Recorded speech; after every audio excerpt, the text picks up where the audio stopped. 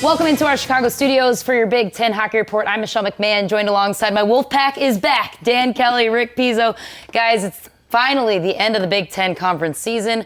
Rick, one of the top three teams that you may have not expected to be there is Michigan State, but here they are taking the number 2 seed now. And they're getting there based on the play of their goaltender, Jake Hildebrand, recently named, as you'll tell us a little bit later, Big Ten Player and Goaltender of the Year. And since the start of the new year, since the calendar turned to January, you could make the argument that he is the best goaltender, not just in the Big Ten, but in the country. And that's why Michigan State earned that first-round bye. And that's why he intimidates the rest of the conference, Jake Hildebrand and Michigan State. The big question is, you think the favorites, that it could come down to Michigan State and Minnesota. Minnesota's been playing like their old selves, and they are playing like their preseason expectations. But the thing is, they've never played at the Joe. And, of course, Michigan State and Michigan have that Detroit advantage. Well, let's see how these teams got here, starting with the highlights from the weekend. Michigan State on Friday night at Munn Arena. A sweep for either team would give them the Big Ten title. Here's a big oopsies for the Wolverines. It went off the stick of Downing, and it would be a Keller goal. We're tied up 3-3, so 5 minutes left into the third.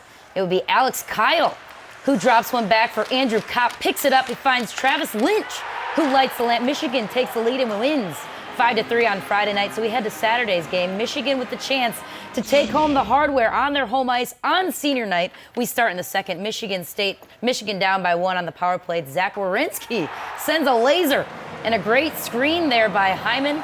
He ties it up 1-1. 29 seconds into the third period, Mackenzie McEachran with a sauce pass to Matt DeBlau, who works his way down, beats Nagelvort to the corner. Michigan State goes on to win 2-1.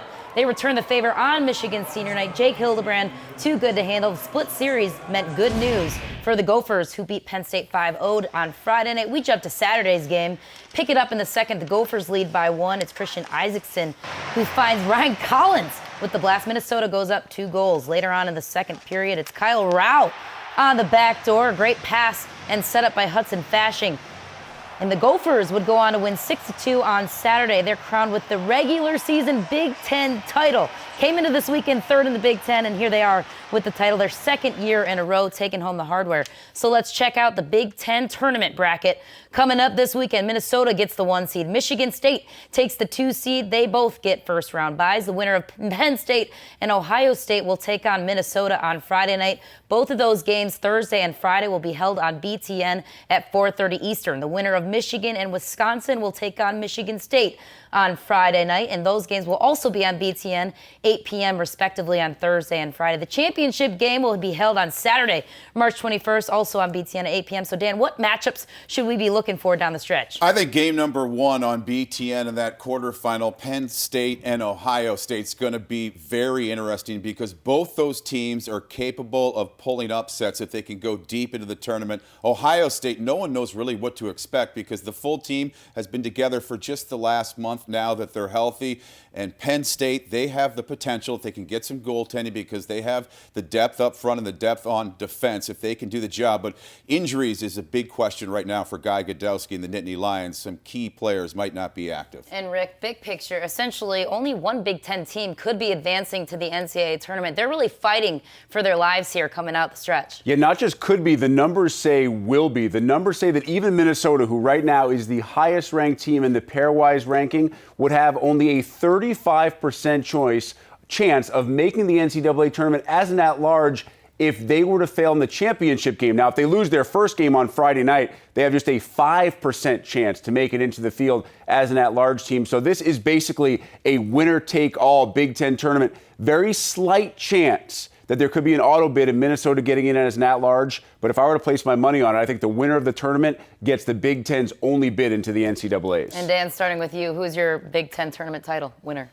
I'm going to go with Minnesota because I was rather juvenile and immature last week without Rick Pizzo around, and I picked Michigan State, but I certainly learned my lesson. I think the way the Gophers have played, and because there's such an urgency, as we talked about, for them to actually win the tournament this year. That wasn't the case last year because they were going to get in regardless. Rick? I'm going out on a limb, and I'm taking the Spartans. I think that when you have a goaltender who can steal games like Jake Hildebrand is stealing games right now, you have a built-in advantage. I think the smaller sheet at the Joe will give an advantage to teams like Michigan State and Penn State, take away a little bit of that skill that Minnesota can display on the outside. I picked Michigan State, who earns that first-round bye, to also get the auto bid into the NCAA tournament. Speaking of Michigan State, they took home some hardware in the awards for the Big Ten. These players, starting with Jake Hildebrand, Big Ten Player of the Year, also the goaltender of the year. He leads the nation in save percentage since January 1. The Defensive Player of the Year goes to Minnesota's Mike Riley. He leads all Big Ten defensemen with 42 points and 36 assists.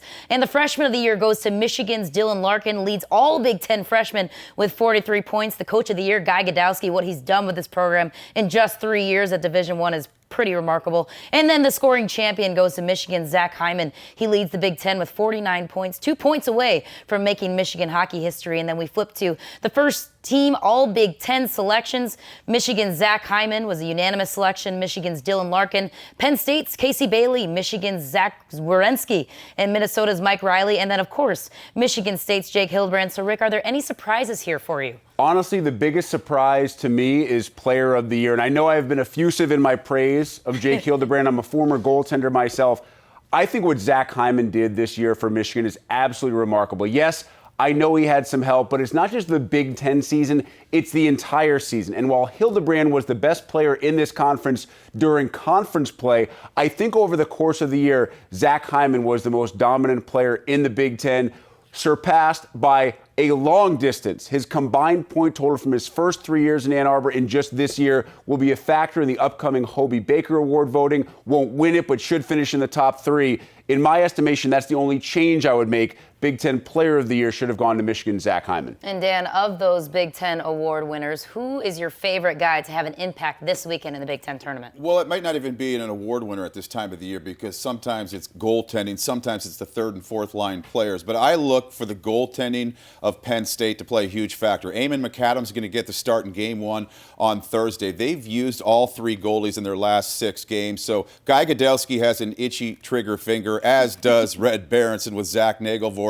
and Steve Racine. Also, Taylor Holstrom, his health right now is a big question. He's a big game player. He would be a huge loss for the Nittany Lions. Well, in other hockey action, we want to, before we wrap up, congratulate Minnesota and Wisconsin women's program, who are both meeting up in the Final Four on Friday. Minnesota's the 1 seed, will be hosting that one. And that'll be a wrap for us here on the BTN Hockey Report. For our last one, unless we have a national champion contender, then we might be back with a few treats for you guys. So thanks so much for tuning along with us all year long. And be sure to tune into BTN to hear this guy all weekend for Big Ten tournament action.